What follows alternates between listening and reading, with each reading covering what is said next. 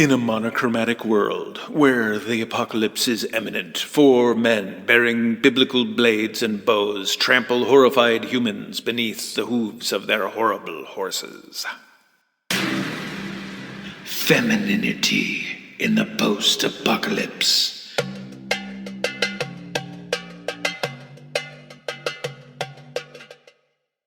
Welcome to the show, my amazing Amazons of Armageddon. This is Femininity in the Post-Apocalypse, a feminist exploration of dystopian media. I'm your host, Klaire Lockheart. I'm an artist and curator who spends most of my time in my studio in solitude, which is why I'm incredibly socially awkward, but also why I'm thrilled when I get the chance to visit with other artists. My fantastic guest and I are going to examine Four Horsemen of the Apocalypse by Albrecht Dürer. We'll talk about how this print impacts us, we'll rate the artwork, and finally, I'll reveal the recipient of the Honorary Doctor of Dystopian Studies degree from the unaccredited College of Clare. Thank you for joining us. My guest's official workplace title is Problem Solver, but she's also a photographer. I'm happy to be joined by Rachael-Anne Omps, and she makes the most hauntingly delightful compositions. I've had the good fortune to be able to include her artwork in a few of the shows I've curated, including the annual Packard Group National Exhibition. Some of you lovely listeners might know her from Sturgis or Johnny Floating, but you can also check out her photography online at rachaelanneomps.com. That's spelled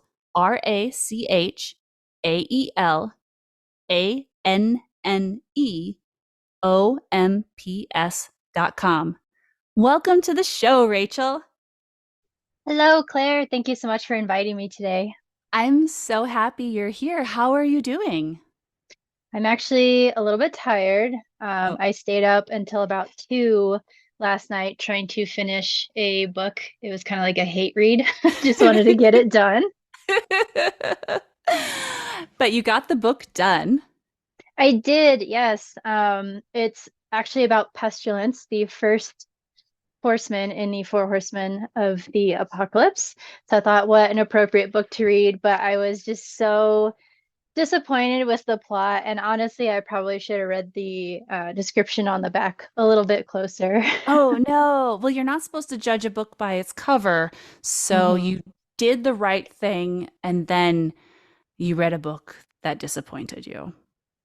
Yeah, I was just wildly disappointed with where the plot started to go about halfway through the book. Oh, I'm sorry that book disappointed you and you didn't get enough sleep, but I am happy you're here. And I'm so happy to be here. I love talking with my friends.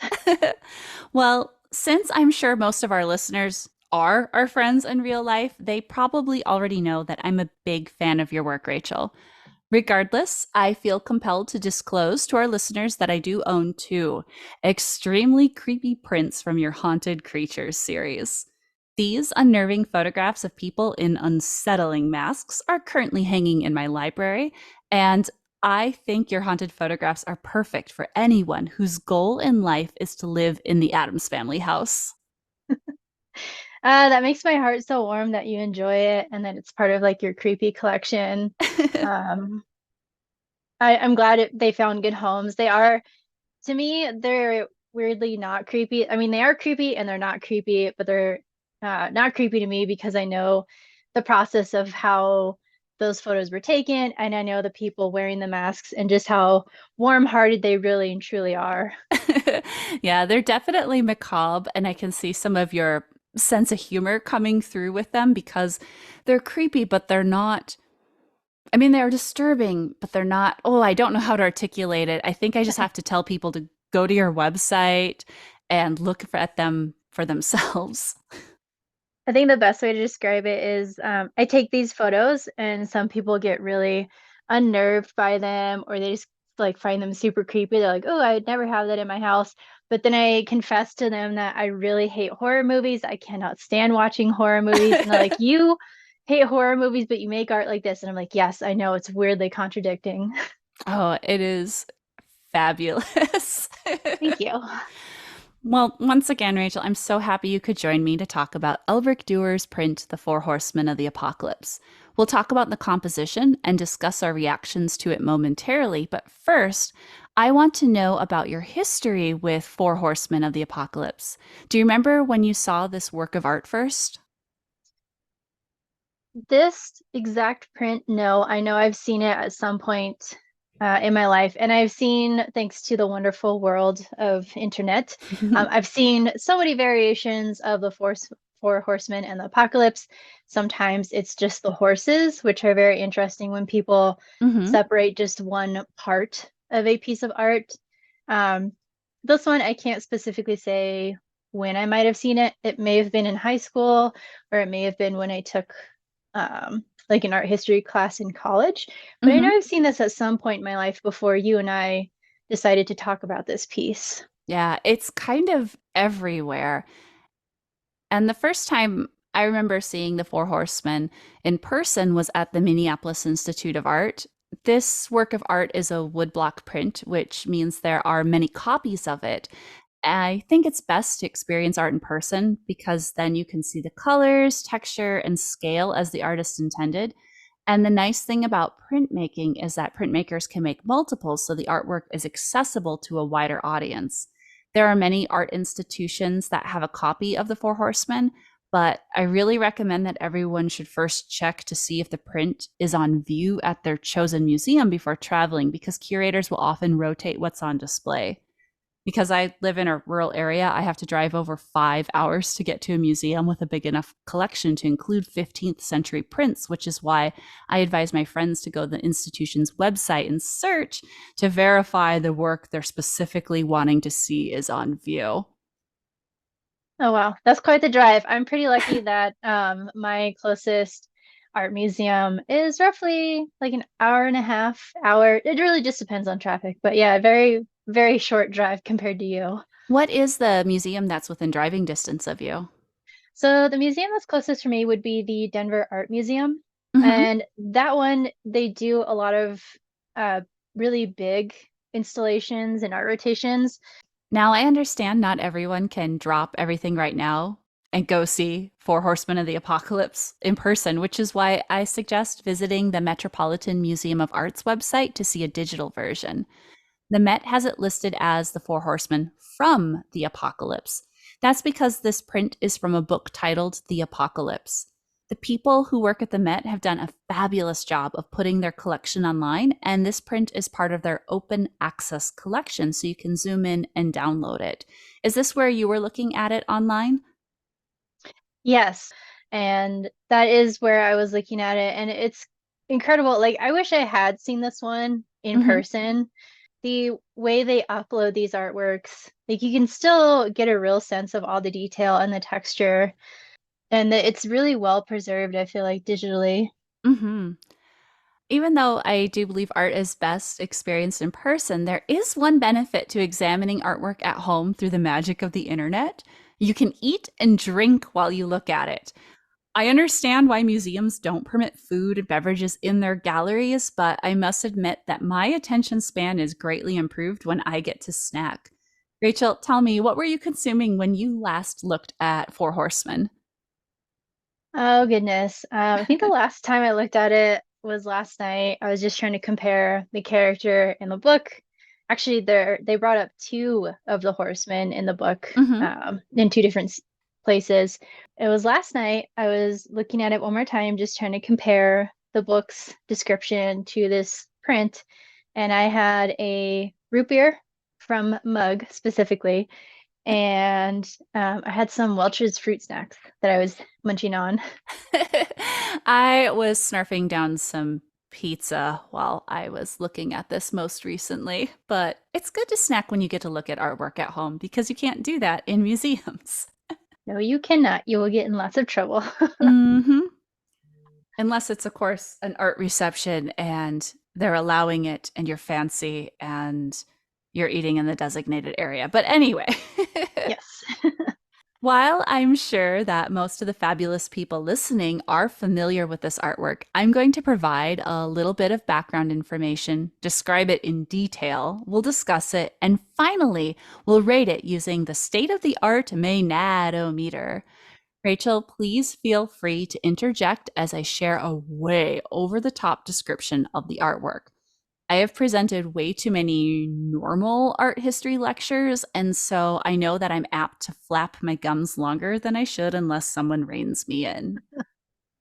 This particular work of art is titled Four Horsemen of the Apocalypse, and it was made in 1498 in Germany. The timing is important because there were many Christians in Europe who thought the world was going to end in the year 1500. Rachel, we've lived through several predicted apocalypses. Do you have one that stands out to you? The one that, well, there's two that really stand out to me. The first one I can remember is Y2K, the year 2000. Yeah. Everybody was certain computers and technology were going to crash. The world was going to come to a standstill. I think some people may have even elaborated that planes were just going to drop from the sky. And then, midnight hits and the computers just pop forward to the year 2000 and everybody's like, oh, that's it. So I think that one just really sticks in my mind the most, Yeah. just because it's the first one I can truly remember. And it was so over exaggerated, I guess is the best way to describe it. Like everybody was just like, it's the end of the world. And then everything was fine. And everybody's like, oh. And it's like, yeah, it's That fine. was that was a weird one because average people, I remember them panicking. But I've also Mhm. talked to some people who were in the tech industry at the time, and the behind the scenes work that those people were doing, like for their jobs, was important. But the everyday person, because a lot of people didn't even have computers in their homes yet at that point. So it seemed like that fixation of the calendar is changing, the world will end. Yes. And then the next one I can really remember was it 2012 when the Mayan calendar basically ran out of room? Yeah. Yeah. And everybody was certain they're like, oh, they predicted the end of the world. And it's like, no, this giant stone tablet only has so much room. They couldn't just, like flip to the next tablet. Here's the continuation of the calendar. It's like, well, who knows what the world will be like by 2012. We'll just Mhm. assume life will be intelligent enough to carry on. And They could make a it's, new calendar by then. oh God, I know. But that sort of mindset where people in Europe were thinking, oh no, the world is going to end, is the mindset that was happening. And so there was a lot of apocalyptic end of the world artwork being produced. And this print was made by Albrecht Dürer, or at least it was drawn by Dürer, and the workers in his workshop most likely carved and printed it for him. People often like to think of Renaissance artists doing all the work by themselves from start to finish, like many contemporary artists do. But back then, an artist would often run a workshop and oversee the production of their underlings, contribute during some of the most difficult parts, and then slap their name on the finished artwork. For example, Albrecht Dürer's wife Agnes would run his workshop when he was out of town, and she did a lot of his marketing. Wouldn't it be nice to have a whole team help you out with your artwork, Rachel? Yes. I also kind of feel like the way you're describing it, I feel like it describes two different things that we have going on now. Mm-hmm. AI artwork, you make AI type out something and it creates this artwork and then you slap your name on it, but that's actually, that's other people's work that it's ripping off Mm-hmm. for most AI. And then the other part where you have someone running everything for you, that's like a personal assistant in modern day life. Oh, and does your personal assistant Archimedes help you out that much?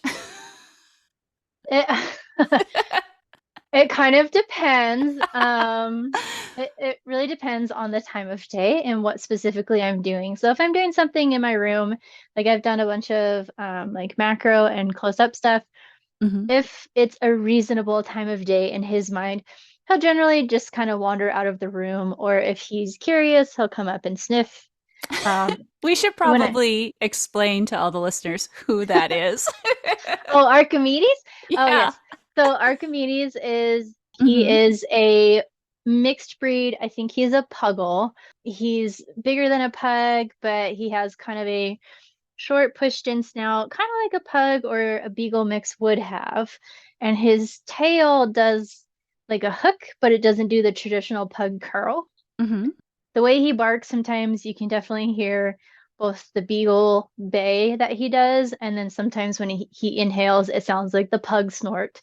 So I'm leaning pretty hard on him being a puggle. Mm. Um, Or he's part of the apocalypse. I'm sorry. Never mind. no, I like it. I like it. Any of my friends who listen to this episode, they're gonna roll their eyes because there's a couple who tell dad jokes, and then there's a couple who absolutely cannot stand dad jokes. So that's perfect. The Ah, apocalypse. apocalypse.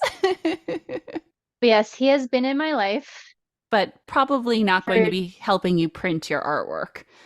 no, he likes to really investigate the masks when I get them because I have a large collection of, I mean, they're more or less Halloween masks, but a lot of the masks that I get, you don't get from like a spirits Halloween store. Yeah.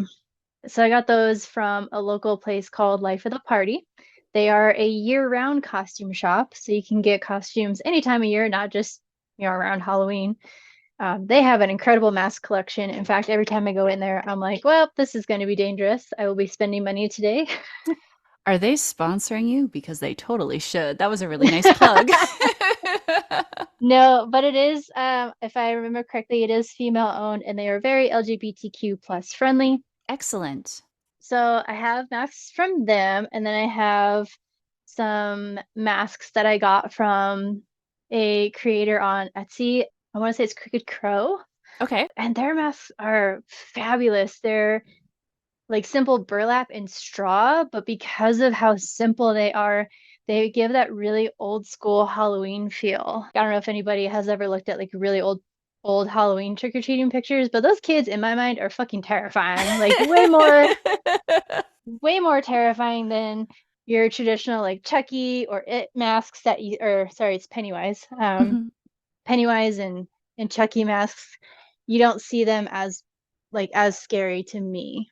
Yeah. Well, the Four Horsemen is a woodblock print, which is a type of relief. This means that someone had to physically carve away all the blank spots so the highest parts remaining could be coated with ink before being pressed to paper in order to transfer the image. If you haven't done any printmaking before, think of a rubber stamp where the tallest parts of the stamp's design touch the ink, and then the image can be transferred to paper. Except this was all done by hand and carved into wood. Have you done any printmaking like this before, Rachel? In high school, I did the the rubber. I Oh, guess it was rubber. the linoleum? There we go, linoleum. I was like, it wasn't rubber, it was linoleum. So I've done linoleum printing. I've never done wood, and quite honestly, I would probably slice myself on accident trying to carve wood because I did gouge my hands a couple times trying to do the linoleum. Oh Um, no. It's yeah, it's a really similar process. And were you using a bench hook? That's that piece of wood or metal that hooks to the table and keeps your block in place so you're always pushing away when you carve so you don't slice into your hands. no, my high school, I mean, this was high school, so no, we didn't really have that. It was just kind of like, they could afford the tools, and I would guess that the blades maybe got changed like once a year. Ah, Um, I've taught printmaking before and relief printmaking, and it's just, oh, it's all safety, safety, safety. I'm so sorry you got cut doing that. I mean, I enjoyed it. We did several different printmaking pieces, or I guess I made several different stamps, if that's what they're Well, they're supposed to be prints. called.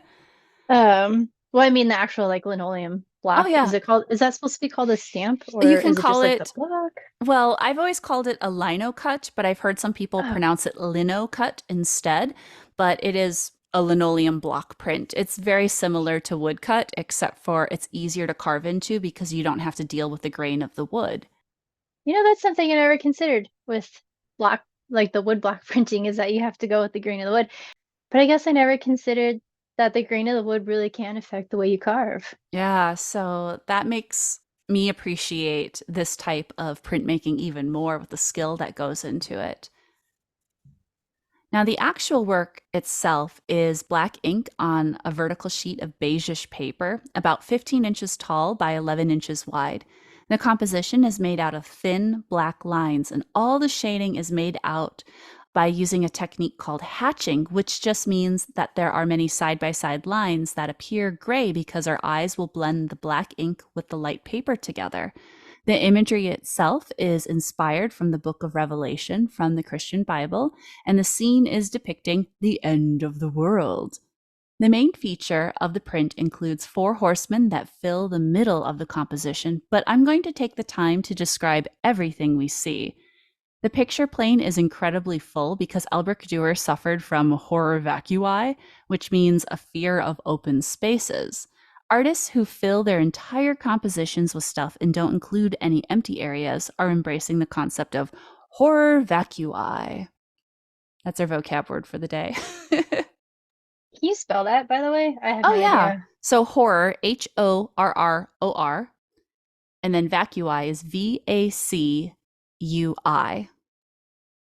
Okay, definitely not how I would have spelled that. Yeah, I am not good at spelling, so that's why I like to make sure I'm spelling things out in case anybody listening wants to look something up too. Starting with the lower left-hand area, there is an incredibly skinny horse shown in profile view, which means it's turned to the side. It's facing our right. The man riding the horse is so emaciated and withered, he looks like a zombie. He's only wearing a drape of cloth that wraps over his right shoulder and is scrunched up between his legs. He has a scraggly beard and hair, and his face looks just like Igor from Young Frankenstein when he puts his head in the freshly dead shelf. Oh my God, that's the best comparison because his eyes are just so like they're like weirdly dilated, I feel like. Yeah, he's definitely got the Marty Feldman look. Yes, they just need to be pointing off just a little more. He is holding a 3-pronged pitchfork or hay fork with both hands over his right hip. This horseman is Death. Smack in the middle of this composition, so behind Death, is another horse in profile. This one's a lot beefier, and this horse has full and flowing hair that would make any My Little Pony jealous. Did you have My Little Pony toys? I did not. I don't know if that was like after my time or if it just wasn't as popular when I was a child. I was the outside child. I liked being around dirt and bugs. I couldn't have guessed. Yes. But I have some younger relatives, and one of them educated me one day because I said how My Little Ponies have, I called it the butt stamp. She said, no, that's a cutie mark. And I was like, oh, okay, my bad. All right. That's a new terminology I didn't know I needed. Yeah, whatever little arrangement is going on their backside is called a cutie mark. Oh, so in Futurama, when Fry gets the time code tattooed on his butt and it's Bender, it's a cutie mark. Yes, yeah, and honestly, I feel like if anybody wants to relabel the quote unquote tramp stamp tattoo that they have, you could definitely call it a cutie mark. Ooh, I like the rebranding. Yes. So this rider is perched upon a saddle, and he's a stocky chap with curly hair. He's wearing a fancy jacket with flowing sleeves and frilly doodads that flow off the hip. He's holding his right arm out behind him, and his hand is clutching a pair of scales that are flapping in the breeze. The scales indicate that this horseman is Famine. Typically, the horsemen are identified by their colors, but this is monochromatic, so there's only one color used. Instead, Dürer is using iconography, meaning that he is using symbols to tell us which character is which. And so the horseman for Famine is holding that balance or those scales. The next horse is further to the right in the picture plane, and most of it is overlapped by Famine's horse. The new animal is also in profile, and both of its hooves, I can't ever pronounce the word hooves correctly. I get super self-conscious about that. How do you say hooves, Rachel? I think I say more of like hooves. Hooves. Yeah, Yeah. like a sound. I'm going to quit talking about how self-conscious I am. You could go with You could go with hoofs instead. Hoofs. Hoofs. How Yeah. about the horse's feet are together with bent knees? The rider is wearing a jacket that appears to be covered in fringe on the shoulders, and the sleeve from the wrist to the elbow has a crisscross pattern on it like fishnet. I'm thinking he left a midnight showing of Rocky Horror to bring about the end of the world. I still think it looks like he has a weird ice cream cone on his arm. Well, that's why this one's not famine, right? No. So this dude has a little scruffy beard and he's wearing a pointed hat with two triangles, a fabric popping up to flank the sides. He holds his right arm behind him with his hand higher than his head, and he's clutching a huge sword, which he may or may not have stolen from the Highlander. Because he has a sword, he represents war. The last horse is all the way over to the right, and its forehead would actually go beyond the black rectangle that frames the entire picture. The horseman is directly behind war, so he's to our right and a little higher up. He has a curly beard and hair. He's wearing a swirling crown that has a Hershey's kiss shape inside, adorned with a big tassel. He's wearing a flowing tunic with huge sleeves, which would probably be very difficult to shoot the arrow he's holding with his right hand. His left hand is clutching a bow. This horseman is Pestilence, or Plague. And in the book you were reading, was it Pestilence? Yes. Pestilence in the book, the writer gave Pestilence a much more updated and attractive description. Pestilence in the book does not have a beard, has long flowing golden hair, does wear his crown. He has golden armor. He still has a traditional bow and arrow, and he still has his horse. Do you want to mention what title of the book is, or are you worried the author might come for you? I don't think so. I mean, the reason it's not my cup of tea is the best way to summarize it is it gets smutty at one point, and I personally don't super enjoy smut books. I feel like a book can be perfectly done without having to have a romantic interlude or 6 or 7, depending on the book that you're reading. So what is the title of it? So it's just called Pestilence. Oh, okay. And it says The Four Horsemen #1. And it's by Laura, and I'm so sorry if I butcher her last name, Thalassa or Thalassa. It's Thallassa. I'll let you know if she contacts me about. Her description of the characters was great. Her protagonist from the book is female. This female is like ready to try to kill Pestilence, and she's like, fuck it, I'm gonna save the world. Like, I really liked this character. I just didn't like that it ended up being romantic. I was like, God damn, like we could have got through this book a different way. But I also understand this is what the author wanted to write. I'm sure there are tons of readers out there who love this book and the rest of her books. It just wasn't for me. And that's just how all books that end up with some sort of smut in it are for me. It's like, well, that was nice, but I didn't need that part in the book. Yeah. Accidentally reading a romance novel is just a surprise I'm not always thrilled with. Was the cover of the book like Fabio on a horse with his little pestilence bow and arrow? Not at all. Like, that's supposed to warn you that it's a romance novel if there's a Fabio on the cover. Yeah, I know I picture in my mind the books you mean, the guys with like the 8 to 12 pack of abs, the shirts coming off for whatever reason. And the wind billowing their long flowing hair. Yes, and the woman is like daintily draping in his arms like, oh, I can't stand. And it's like, my goodness.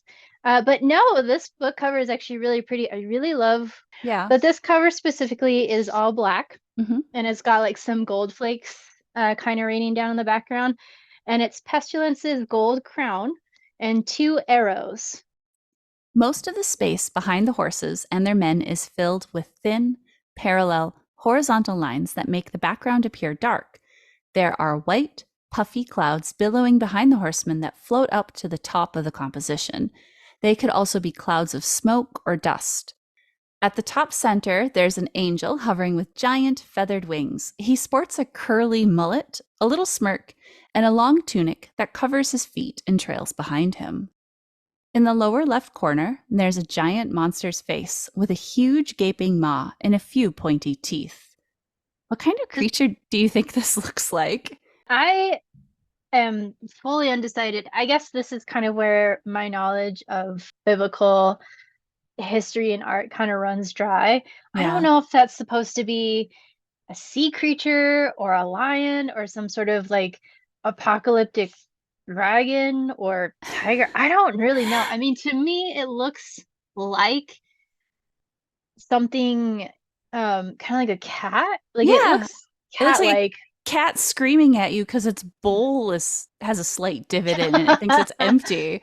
I've eaten 4 bites out of here. I need more. Yeah, it's definitely got cat. To me, it's got cat-like features, but I also feel like maybe it's supposed to be an aquatic type. I don't really know. I've struggled with what that is.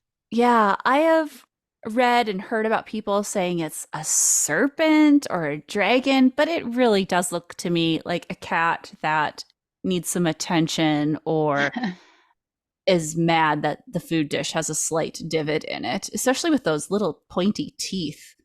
They are very cat-like teeth, although I will point out the top teeth. I Yeah, don't know what's going on between the two actual fangs. It looks like there's 4 very skinny little teeth. that will be something people will have to zoom in on the digital one. I suppose when you go to museums, it's a good thing to note that don't get too close. Sometimes you can set off alarms. You're supposed to stay about Yes. 3 feet away from artwork. But that's one of the nice things about the digital archive is that you can zoom in much closer than you would be allowed to because you really shouldn't be breathing on artwork that's 500 years old that's on paper. And the person that this critter is eating, is that Yeah. supposed to be like a king or a pope? I haven't decided based on the hat if it's supposed to be a religious figure or if he's supposed to be like a king. Yeah, this is that horizontal man that's directly underneath Death's horse, and his head is in the open mouth of the monster. And he definitely has a fancy headdress on. It does look like a pope hat. So Mhm. I'm going to bank he's probably a cardinal or a bishop or some other type of Christian leadership role or clergy member. He does not look happy, regardless of what's going on. That monster No. definitely has cat food breath. Ugh. Oh God. Yeah, first you get trampled by a horse and then you're about to get your head bit off. So I'd be upset too. In the lower right hand corner, it is filled with a heap of people that the horses are trampling to death with their mighty hooves.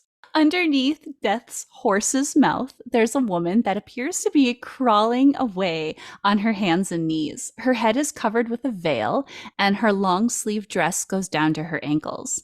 At the right edge of the picture plane, there's a man standing with his back towards the viewers. He's balancing on his left leg, and his right leg is bent out to his right. But he's bent at the waist and leaning to the right at a diagonal. He definitely has some interesting proportions. His tunic is belted, and he turns over his left shoulder with his left hand raised as if to ward off the horseman. We can see the side of his face. Underneath his left elbow, there are 2 men. One is looking at the horse's feet, headed right toward his face, and the other has his eyes closed. There's another man face down in the way bottom of the right hand corner, and he has a circular bald patch on the top of his head like a stereotypical Renaissance festival monk. Rachel, I know you've photographed a lot of people in costumes, but have you ever done photography at a Renaissance fair before? Actually, yes. So I have done some photography for the Colorado Renaissance Festival down here.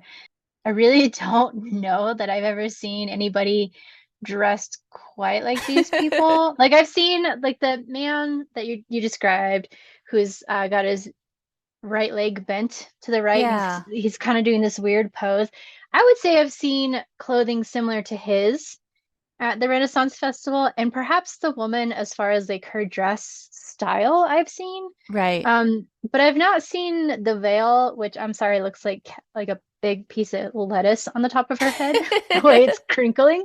Yes. Um, and I've never seen, at least at our Renaissance Festival, I've not seen the traditional bald patch monks there. Ah, I don't want to publicly mention how many Renaissance festivals I've been to and I've worked at, but one thing that, of course, is notable with Renaissance fairs is that they are not historically accurate, even Oh no. remotely, which is part of the fun. But at this time in European history, if women were allowed to be in public, they would have had their hair covered or veiled. And when you look at other Renaissance paintings, for example, like the Mona Lisa by Leonardo da Vinci, which was made kind of around the same time period because Dürer and da Vinci, their lifetimes overlapped. If you look closely at the Mona Lisa, you can see over her hair is a see through veil. And that's just how women were presented at that time and in that area. So the male figure that is directly behind the woman that's being trampled, Yes. I don't know what it's on his head, but to me it looks like a really old cooking pot. It does look like a cooking pot. So one of the two men under the standing guy's elbow, it is probably closer to like a pillbox hat. It's not quite a fez, but it is cylindrical for sure. And there's one last person behind the standing man, and you can barely see the face between the standing man's right hip and right arm. The face is concealed in shadow made up of those horizontal hatching lines. Can you see that person? I do, and I feel like that's an unfortunate spot to be. Ooh, yeah, bathing wasn't so popular back then. Not only are you going to be trampled to death by the four horsemen of the apocalypse, but you have to be by the stinky guy's armpit. Oh yeah, I'm sure he has not recently bathed. The last notable part about this woodcut is Albrecht Dürer's initials. They're located at the bottom center of the print. That's how we can tell it's by him. There's a large uppercase A with a flat top, and inside of it is a smaller uppercase letter D. Now, Albrecht Dürer and his workshop were great at marketing and selling his work. But how are you at marketing your work, Rachel? I feel like I'm in the same boat as I would say several other artists, not all artists, but I feel like several artists, we just struggle to not only market our work, but Mhm. price it. Because you constantly get these comments of like, oh, well, I can go to this place and get a cheaper piece of artwork. And it's like, yes, because that is mass produced. Whereas anybody who's hand created something, it's not on a mass produced scale. So you're paying them for their creativity, their time, the resources it took to make that art. Like I said, to circle back, I'm terrible at marketing myself. I'm terrible at pricing my work. But when you buy art from somebody, just think about what all went into it, not just what you see. Oh, yeah. I'm absolutely terrible at self promotion too, but I'm going to use this as an excuse to cut to a commercial break.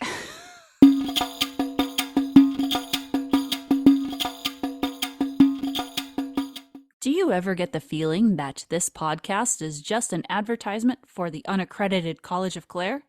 Confirm your suspicions by visiting patreon.com/Klaire Lockheart. That's patreon.com/KLAIRELOCKHEART.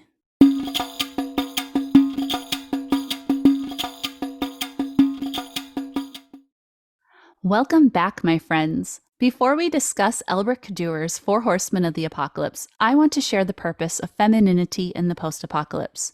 In movies, books, and artwork, women and people of other marginalized genders are often missing or mistreated, and I find this happens a lot in dystopian media. End-of-the-world stories can be fun, but it's hard to ignore the lack of diversity. While there are many current horrible things happening in the world right now, I feel pretty much powerless to help. I feel as though if people like me aren't even respected in art, how can I expect to be treated with respect in the real world? I also want to preemptively address the notion that we shouldn't be allowed to critique historic artwork or artwork in general. Lately, I've been encountering people who believe that no one should be permitted to say anything critical or negative about artwork ever. especially artwork made by historic geniuses, because they think it's unfair or mean. This is incredibly strange to me because there's an entire field specifically called art criticism. Now, we're not going to have an inaccessible discussion filled with philosophical and theoretical references. Our goal isn't to do a deep dive into the artist's biography or analyze 500 years of historic interpretations. But we are going to have a conversation about how this artwork impacts us and our work. The Four Horsemen of the Apocalypse is still publicly displayed, and it's pretty standard to learn about it in art appreciation and history classes. If we can access the art, we are allowed to talk about it. It's also okay if we have differing opinions and experiences, which I'm sure will be different from the opinions of our wonderful listeners. Finally, after our discussion, we'll rate this woodcut based on how it represents women. The most obvious characters in the Four Horsemen of the Apocalypse print are the Four Horsemen themselves, but I find the monster with the big mouth in the lower left corner intriguing. Rachel, do you have a favorite character in this print? This is hard for me to choose. You love them all, right? I do. I really love, strange art. To me, this is strange, just because art that you see today, I would say, is more cutesy or goes to the extreme horror side. So this kind of lands in like a, for the time period, I'm sure it was relevant and modern. To me, this is like, oh, this is older art. This is very strange. The way they're dressed is strange. The way they're depicted is strange. I I agree. I think my favorite character is whatever this creature is in the lower left, Mr. Tuna Breath or whatever we Yes, got well, going let's on call here. him Mr. Tuna Breath. It's canon now. Yeah, Mr. Tuna Breath here in the lower left, just because I don't know what it's supposed to be. Like I think I understand where people could say, "Oh, this is a sea serpent, this is a sea dragon." I get that, but to me, it's just got such a cat-like face. I kind of want it to be some sort of weird lion or cat creature instead. Yeah. And you incorporate some unusual creatures into your artwork. And a few years ago, you entered two photographs from your Haunted Creatures series in an exhibition I curated. Rachel, do you remember what artwork you submitted for that show?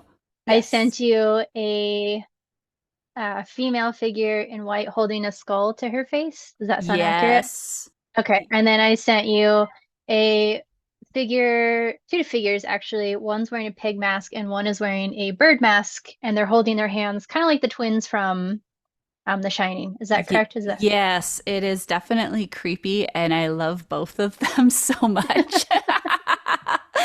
After we had that exhibition, I didn't want to send the artwork back to you, so that's yes. why I didn't steal them. I want that on the record. I did not steal artwork. I No. compensated the wonderful artist. And oh, I was wondering, can people buy prints of your artwork off your website, or how do they purchase your artwork? So if anybody's interested in purchasing my artwork, you can come talk to me because there are a multitude of ways this print can be produced. The two I sent you are on canvas, and I believe I coffee soaked both of those, so it Yeah. gave it like a really aged look and probably smelled kind of nice, to be Oh, fair. they are so wonderful. That staining you did to it makes Mhm. them look old and haunted. And every time people come over and see the art collection I have, that is one of the pieces they are drawn to. The one with the twins holding hands with the masks out in the field. And with that overlay of that brown staining on it, it makes it Mhm. perfect. Anyway, you were saying how people could contact you to acquire their own artwork from you? Yeah, so there should be a contact me button at the bottom of just about every page. If you're not like a website person, you can find me on Instagram. It's the same spelling as my website. So Rachael-Anne Omps is my username. And you can send me a message on there saying that you would like a print. We can discuss options if you want it on metal or on wood. And Cool. then there's the old school, I'll throw it on canvas, soak it in a tub for you. Oh, I like that. And then all I did was I built a stretcher and attached the canvas to it, and it looks amazing. So with the twins one, this is my favorite part of photography. So with the two people standing in the field holding their hands like the twins from The Shining, we did that on a public trail, and this was the height of the pandemic. This is like October 2020. Oh, wow. So yeah, so there's the only place you're gonna see people outside is on open nature trails. That's exactly where we were.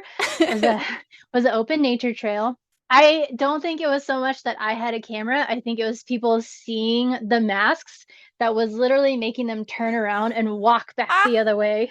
So my lovely friends who are wearing these masks, they can't fully see what's going on around them because the eye holes in those masks they're not very big.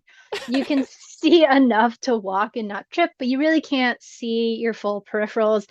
So I keep cracking up and they're like, what happened? And I'm like, you should see these people who get close enough to see the masks and then turn and walk away. They're just like, nope. Yeah, this is why you need a full workshop because then you can have people documenting you creating the artwork. So you have someone doing B-roll for you and they Yes. can get these crowd reactions when you're creating artwork in public spaces. Oh yeah, it's definitely my favorite. Like when you come up on something unexpected like that, like, but on a nature trail, just two people in masks in these outfits that they're wearing, and they're just like, and I'm like, yep, yep, they're just gonna turn around and walk away.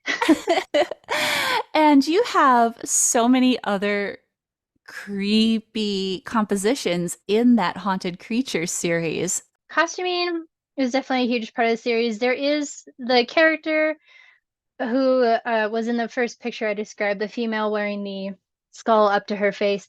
She is on that same page with her mask removed. Okay. And that was she in those pictures, she's portraying more of kind of like an ethereal figure, just kind of based on whatever's going on in the scene. But for me, masks are such a fun bit, or people who do really great makeup. Because on that Yeah. same page, there's a female who is a zombie. She's dressed somewhere in the 1800s, her outfit. But Okay. she's very zombie makeup. So for me, if it's really fantastic makeup that transforms the person or just a wonderful mask, I'm all about it. Rachel, I've always enjoyed including your artwork in the exhibitions I organized. Now, in case any of our wonderful listeners want to enter any of the art shows I curate, I want to mention that I post all the art calls up on my website. So that's klaireLockhart.com, and you just have to go to the events tab. I don't remember. How did you get involved in the art shows I curated? Was it just through social media? I want to say it's just through social media. So it's kind of a long string of events how I ended up meeting Klaire. I went to Sturgis in 2014 and I did campground photography there. That's where I met her husband, Aaron. Hmm. Aaron and I became social media friends. Aaron ended up in a relationship with Klaire, and Klaire, just as like a really beautiful, vibrant artist, I started following her work. She followed me back. And then I started seeing Klaire posting art calls. I think it was mostly during the pandemic. Again, the pandemic seems to have spiked a lot of things, but I think that was the first art call I saw. You were doing like an online art gallery to try to boost everybody's spirits or at least give them something to look at that isn't doom and gloom. So then I just started entering your online art calls, and then they started becoming physical art calls. And that's when I sent the two coffee soaked prints to you. It was for the physical art. I enjoy that a lot of your creativity flourished during the pandemic. I mean, that's terrible, but Yes. you were able to take something that was really difficult and create some wonderful artwork that is connected with a lot of people. And you specifically mentioned that you're trying to get out of doom and gloom, but you make this macabre artwork. It is definitely one of the things that I really enjoy about your artwork is it's this Addams Family kind of vibe where, yeah, it's creepy, but it's still all about you caring about other people and being part of this art world family. I've ended up mentoring a couple different artists and photographers, and something that they always find really fascinating or eye-opening is how much I actually care about what happens on set. And I actually picked this up from my mentor, G. Mark Lewis, in case anybody knows him. I shadowed under G. Mark Lewis. We became really tight friends. We have been friends since 2008. And something that he really instilled in me that I always instill in my sessions and my sets is it's always about the comfort of the models. I Yeah. don't I don't care what I'm asking you to do. If it's a no for you, just tell me bluntly it's a no. The masks that they wear, they can become very claustrophobic. I've Hmm. put some of them on, and it can be really overwhelming in those masks, especially the ones that wrap all the way around the back of your head. That's a lot to put on if you've never done that before. So something I always instill in the sessions, and I preach it over and over, and I'm sure some of the models are tired of hearing it, is if at any point you are uncomfortable or I've asked you something that you don't want to do, tell me no. Everything comes to a stop. You can take your masks off, you can take your costume off, whatever's bothering you, and we'll regroup. We'll decide on maybe a different avenue, or if it was just you were hot and needed a break, absolutely fine. But for me, it's always caring about the people in the art process. That's really great to hear because a lot of the art world, especially famous artists back in the Renaissance time, were not very respectful or professional with their models. And so it makes me happy to hear that artwork I own is created by ethical artists. And when you are prioritizing the safety and care of your models, that does show through in your artwork. Like your models don't look like they're being exploited or uncomfortable. And especially when you're working with such macabre and grim imagery, that's incredibly important. Thank you for sharing that. Yeah, that's definitely something that, and I know I've heard this a lot from female models, and I feel so bad. Photographers sometimes use the camera as a way to be creepy. So I always want to make sure I'm not being creepy and that everything is consensual. Yeah. Your type of creepy is the good, fun kind of creepy, not the gross, you're on a list type of creepy. Yeah, I don't want to end up on a list. So that's why I'm always like, communication is key. Excellent. And I mentioned earlier that the Four Horsemen incorporates clouds or smoke billowing behind the main subjects. And I've noticed that sometimes you make dramatic photographs with colorful smoke. I don't see a ton of artists incorporating atmosphere like you do or how Albrecht Dürer did. What inspired you to start creating these photos with the plumes of voluminous smoke pouring out of the faces of jack-o'-lanterns, Rachel? To explain what a smoke bomb is, if you've ever gone shopping for Fourth of July fireworks or New Year's fireworks or any fireworks that you use, in some places or in sometimes in those multi-packs that you buy, you'll find these little round orbs that have a fuse coming out. And those are just little smoke grenades or smoke bombs. And those put out a very weak amount of colored smoke. Okay. Shutter bombs are essentially the same concept of smoke coming out of a firework like device, but it's really thick and really pigmented. The models who have worked with it, I've always kind of warned in advance, like, oh, like try to keep it away from your clothing or yourself, because it will actually doesn't really stain necessarily, but it will leave pigment on your skin, and Okay. it'll leave pigment on your clothing. The jack-o'-lanterns, because they're so enclosed, Yeah. they they end up it looks like a thick layer of powder on the inside of the jack-o'-lanterns, and unfortunately, it doesn't smell very good after the jack-o'-lantern has been coated in this stuff. It ends up with a sulfur-ish type smell. The main difference, though, with these shutter bombs is they only run about 30 to 90 seconds. So it's Oh, a very wow. short window between the pull pin and the time by the time the smoke runs out. I carve pumpkins just about every Halloween. I carve pumpkins, and I thought, why not a pumpkin? So I stuffed random shutter bombs in them, let them go off, made sure I had water nearby so that way it didn't set anything on fire because there were a lot of leaves, and they do produce some heat. And I've always told the people who hold them, Yeah. if it's too hot, just drop it. Okay. It shouldn't burn anything, but a little bit of sparks do fizzle out at the very start. So just, be careful, but they're pretty safe to hold. Well, thank you for sharing some of that behind the scenes magic. I've been curious about that work of yours for quite a while. Was there anything else you wanted to discuss about the artwork, or are you ready to rate it on the Maenad-O-Meter? I am ready to rate it. Okay, so the Maenad-O-Meter is our feminist rating system that evaluates dystopian media. The Maenads come from ancient Greek mythology, and they would flee from their traditional gender roles to hang out in the woods with the god Dionysus and drink wine. Sometimes they'd rip apart their oppressors with their bare hands, which is why we'll use a rating of 0 to 5 skulls to evaluate this artwork. A high rating with many skulls means that the work includes a lot of diversity and the women were treated well. But a low rating means that there weren't very many women and they're treated poorly.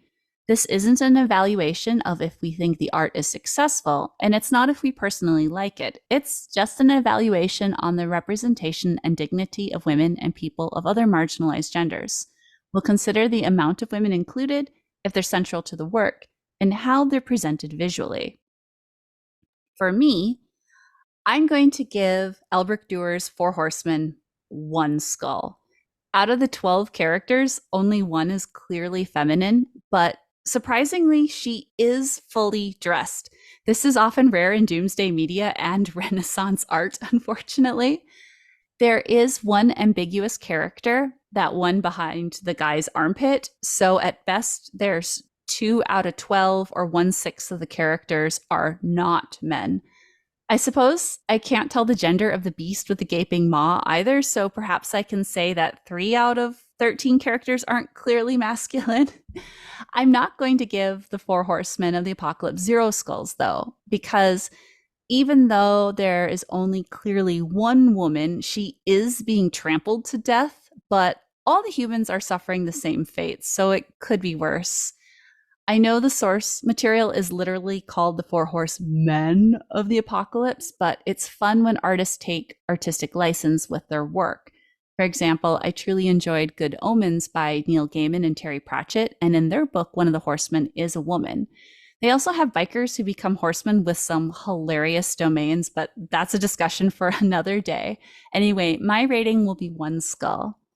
Rachel, on a scale of 0 to 5 skulls, how would you rate this woodblock print based on how many women were included and how they were represented? I also gave it 1 skull. For the same reasons, there is a female character. She's very clearly female to us, and she is clothed. Like you said, the beast and the person in the shadows, it's really hard to tell if they're gendered, what that gender may be.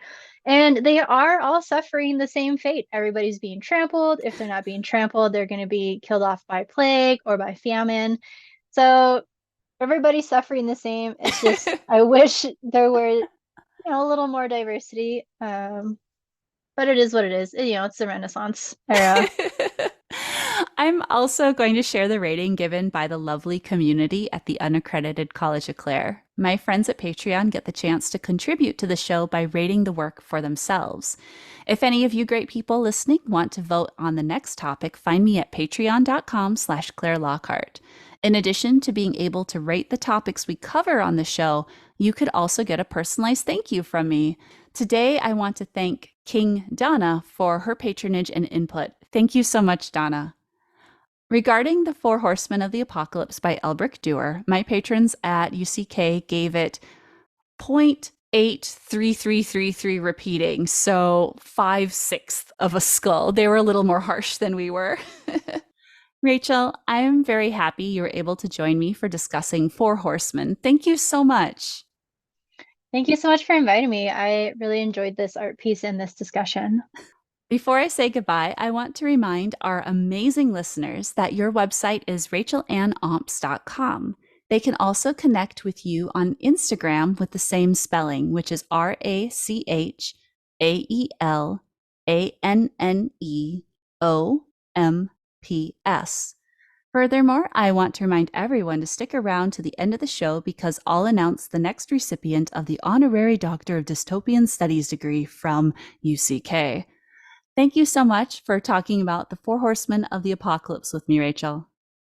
Absolutely. I hope we can have another discussion about post-apocalyptic art at some point. Yes, I hope we will survive the current apocalypse and get to thrive in the post apocalypse. Yes, absolutely.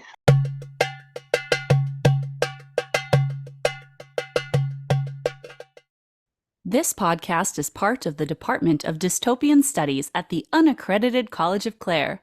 If you were thinking that this program is simply an advertisement for my academia-themed Patreon account, you are correct.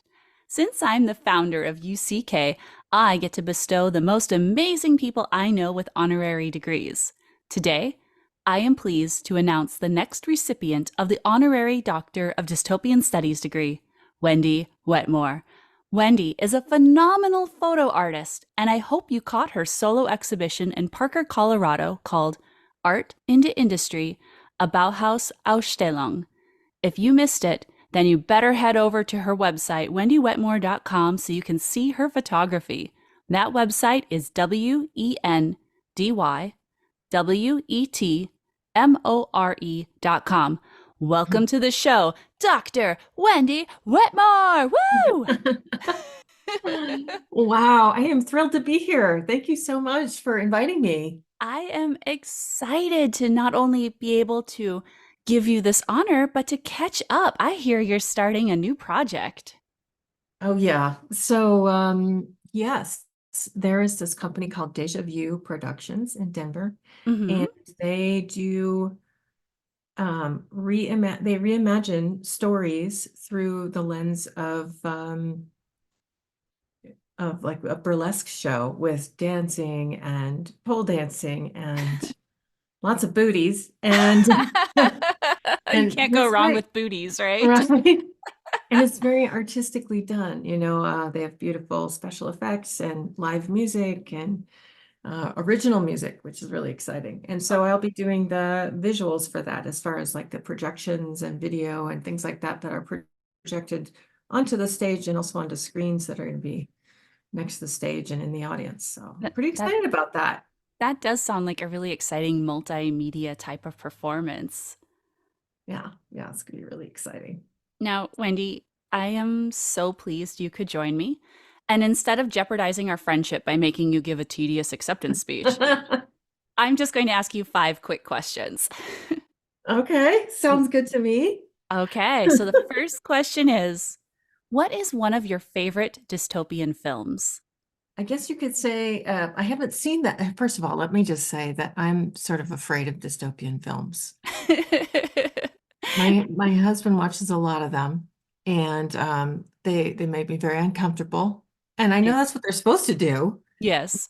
As uncomfortable as our society is now in America, it just kind of intensifies that for me. So I haven't seen very many, but I did very recently see Leave the World Behind. It's on Netflix. The executive directors are Barack and Michelle Obama. And it's based on a novel by Rumaan Alam, if I'm saying that right. I'm sorry if I'm saying it incorrectly. We're just doing our best.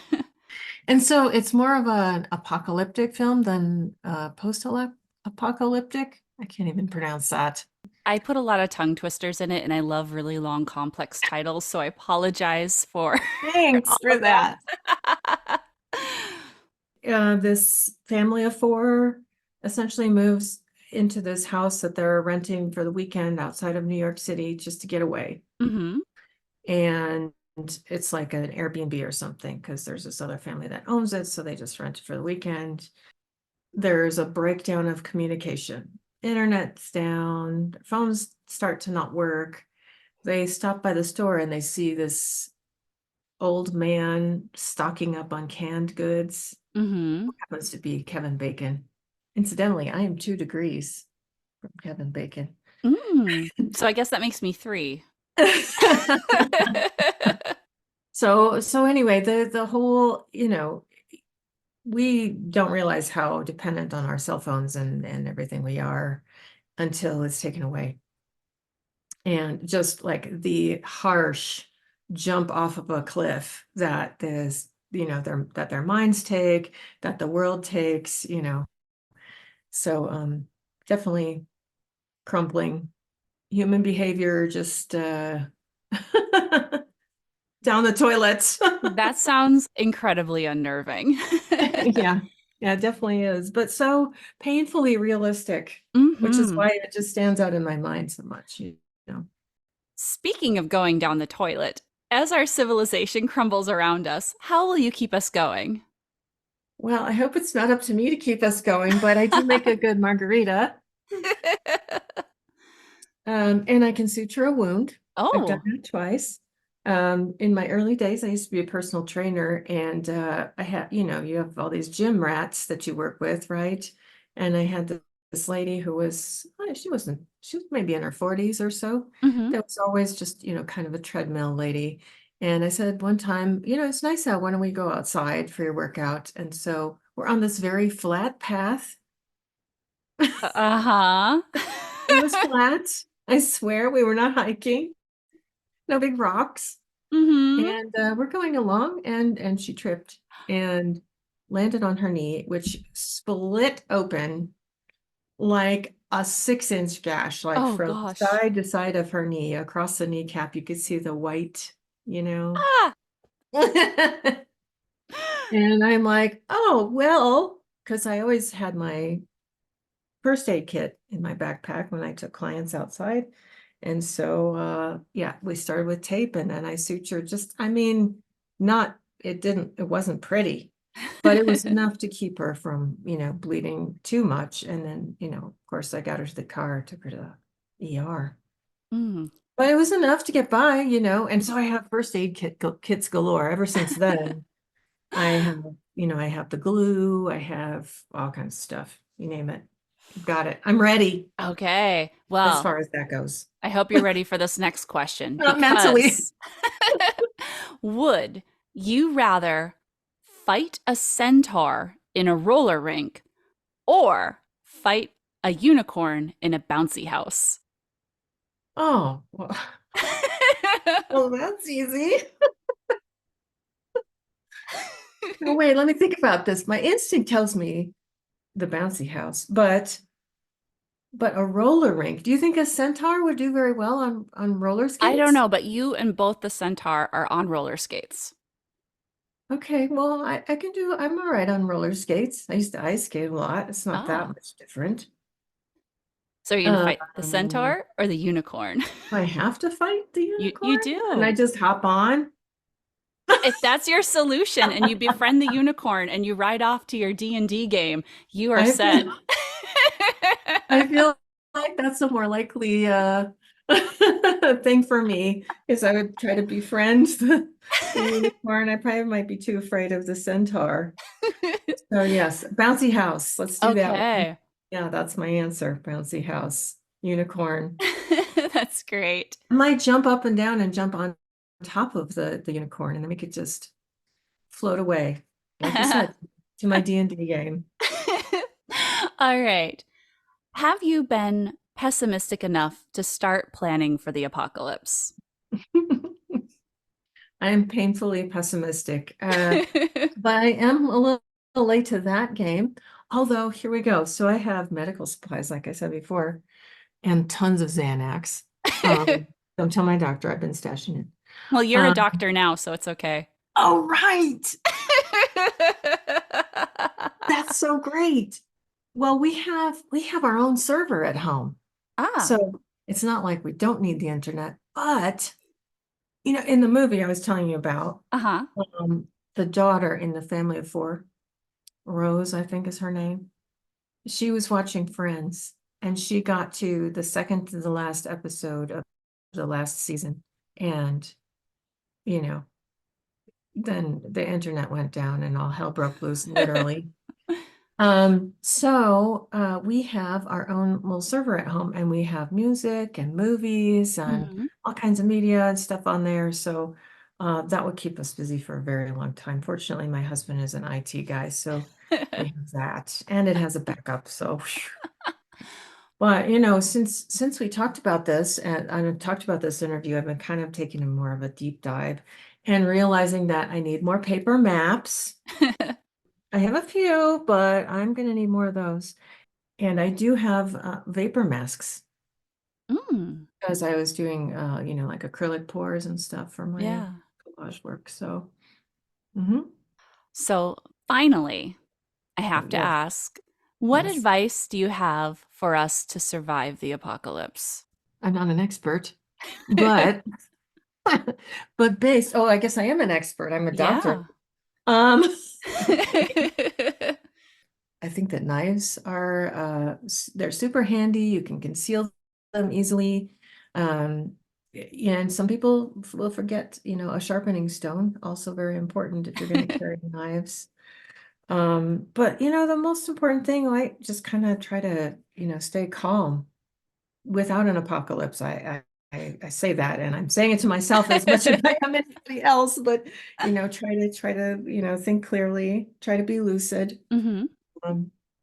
Yeah, a chainsaw would be helpful. You can build a house with a chainsaw, right? Can't you? I mean, heck, in What an can't you do? afternoon. What can't you do with a chainsaw? At the very least, it's entertaining. Right, true, very true. Oh, thank you so much for joining us, Dr. Wendy Wetmore. Woo! I'm very excited to be here. Thank you Uh, so much for having me. This oh, was great, a great honor. I'm excited, and I think we should celebrate your new achievement with some margaritas. Amen. I'm in. I will mix them. I'll be the Uh, one. Actually, I do them shaken. Shaken. well, thank you once again. Thanks, Claire.